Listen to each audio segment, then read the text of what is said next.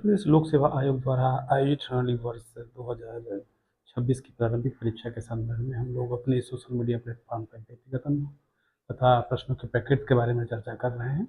किसी भी प्रकार की प्रारंभिक परीक्षा हो, चाहे वो लोक सेवा आयोग के द्वारा हो या किसी अन्य संस्था के द्वारा आयोजित होने वाली परीक्षा हो, उसमें सामान्य अध्ययन के प्रश्न पत्रों में भारतीय इतिहास, भारतीय राज्य व्यवस्था, सामान्य ज्ञान, सामान्य विज्ञान, अर्थव्यवस्था, राजनीति शास्त्र तथा समसामयिक विषय के साथ साथ सामान्य ज्ञान के भी प्रश्न पूछे जाते हैं। विभिन्न प्रकार की प्रतियोगी परीक्षाओं में इस तरीके के पाठ्यक्रम को निर्धारित किया जाता है। जहाँ तक कि उत्तर प्रदेश लोक सेवा आयोग की प्रारंभिक परीक्षा का प्रश्न है, तो उसका पाठ्यक्रम निर्धारित है, जिसमें कि भारतीय इतिहास की महत्वपूर्ण भूमिका रहती है। भारतीय इतिहास में प्राचीन इतिहास, मध्यकालीन इतिहास तथा आधुनिक भारत का इतिहास, ये 3 सेक्शन है, जिसमें से प्रारंभिक परीक्षा के प्रश्न तथ्यात्मक एवं अवधारणात्मक आते ही रहते हैं। इसी संदर्भ में वर्ष 2026 के लिए आयोजित होने वाली समीक्षा अधिकारी, सहायक समीक्षा अधिकारी तथा संघ तथा प्रवर अधीनस्थ परीक्षा की प्रारंभिक परीक्षा हेतु एवं उसके साथ साथ अन्य एक दिवसीय परीक्षा के लिए अपने इस सोशल मीडिया प्लेटफॉर्म पर मैं भारतीय इतिहास के कुछ तथ्यात्मक तथा प्रारूप के रूप में प्रश्न प्रस्तुत कर रहा हूँ, जो कि कहीं से भी एक संकलित किए गए हैं तथा इसका प्रकार बिल्कुल उसी तरीके है जिस तरीके से उत्तर प्रदेश लोक सेवा आयोग में पूछा जाता है। कमोवेश इस तरीके के प्रश्न सीधे सीधे आ सकते हैं। जैसे कि एक प्रश्न है इसमें कि भगवान शिव के 18 अवतारों में किसे गिना जाता है। फैक्ट आधारित प्रश्न है, परंतु जो है इस तरीके के प्रश्न सीधे सीधे आए हैं। 16 महाजनपदों के बारे में जानकारी हमें कहाँ से मिलती है, किस ग्रंथ से मिलती है? बौद्ध ग्रंथ से है, तो कौन सा ग्रंथ है?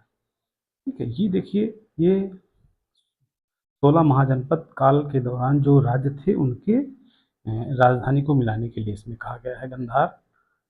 देखिए, जब हम पढ़ेंगे इतिहास का तो उसमें सिंधु घाटी सभ्यता के उपरांत वैदिक काल तथा जब बौद्ध धर्म का उदय होता है उस समय महाजनपद काल किस तरीके से 16 महाजनपद काल में प्राचीन भारत बटा हुआ था, उसके संदर्भ में अक्सर प्रश्न आते रहते हैं। मैंने अपने पूर्ववर्ती विभिन्न प्रकार के वीडियो में इसका मैंने डिस्क्रिप्शन वर्णन किया है। तो इस तरीके से हर्यक वंश, शेषनाग वंश, ये सब वंश के संस्थापक, यहाँ से भी प्रश्न देखिए सीधे सीधे आया है।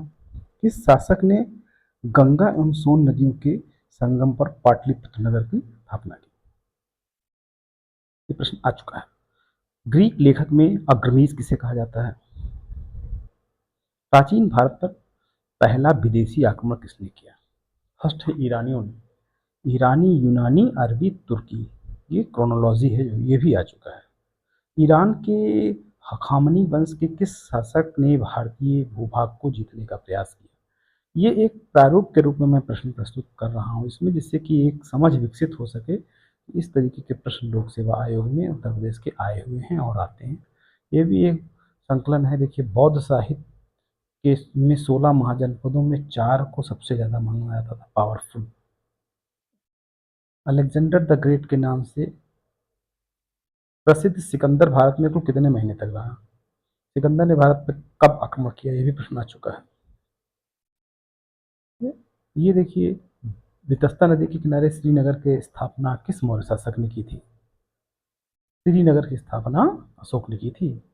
कहाँ पर प्राप्त अशोक के अभिलेख से निचले भाग में मयूर का चिन्ह अंकित है? जितने अभिलेख हैं उसकी लोकेशन एक तरीके से याद करना होगा।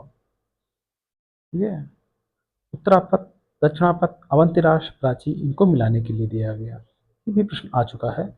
अशोक की कलिंग विजय किस वर्ष हुई? धम्म महापात्र की नियुक्ति किस तरीके से हुई?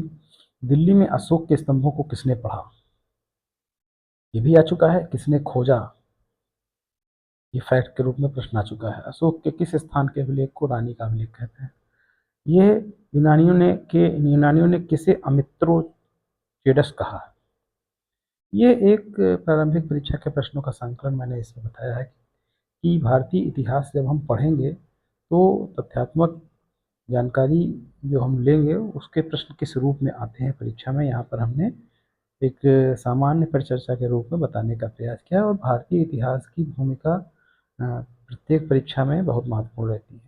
खासकर ऐतिहासिक तथ्य के रूप में प्राचीन इतिहास के तथ्य सीधे सीधे पूछे जाते हैं और उसमें आप सिंधु घाटी सभ्यता से लेकर के एक तरीके से आप केवल संगमकालीन संगम काल तक पूरा देख सकते हैं।